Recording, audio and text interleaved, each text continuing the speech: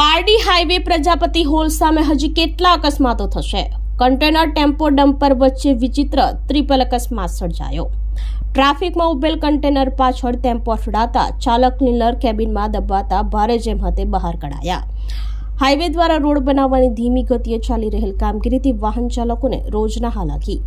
Pardi national highway Prajapati hall સામે road બનાવવાની ગોકુળ ગતિએ ચાલી રહેલ કામગીરીને લઈ વિચિત્ર ટ્રિપલ અકસ્માત સર્જાયો હતો।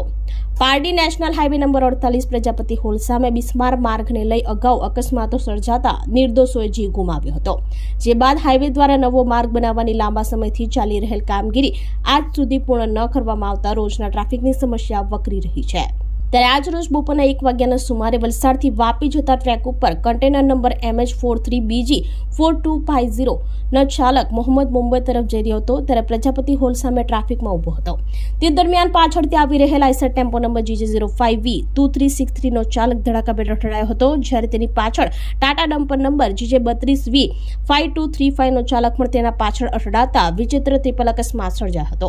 ઘટનાની જાણ આસપાસના લોકો તેમજ પોલીસને થતા સ્થળ ઉપર આવી પહોંચ્યા હતા, જેમાં ડમ્પર અને કન્ટેનરના વચ્ચે ફસાયેલ ટેમ્પો ચાલક અને ક્લીનર કેબિનમાં દબાઈ ગયા હતા, જેને ભારે જહેમતે બંનેને બહાર કાઢી નજીકની પારડી હોસ્પિટલમાં ખસેડવામાં આવ્યા હતા, જ્યાં ક્લીનર હરદન રામ બિશ્નોઈ રહેવાસી સુરતને પગમાં ઈજા પહોંચી હતી, જ્યારે ચાલક રૂપારામ બિશ્નોઈને નાની મોટી ઈજા પહોંચી હતી।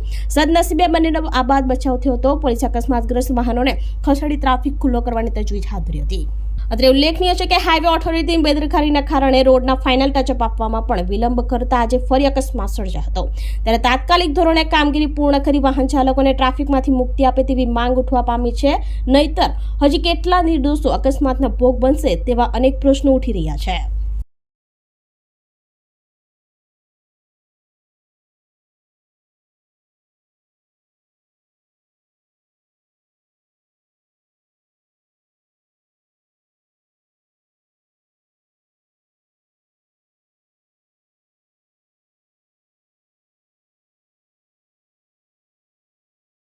આપણી સંકલ્પ ન્યૂઝ ચેનલને સબસ્ક્રાઇબ અને લાઇક કરો, બેલ આઇકન દબાવો, જેથી આવનાર ન્યૂઝ અપડેટ્સની નોટિફિકેશન આપના મોબાઈલ પર સૌથી પહેલા પહોંચે।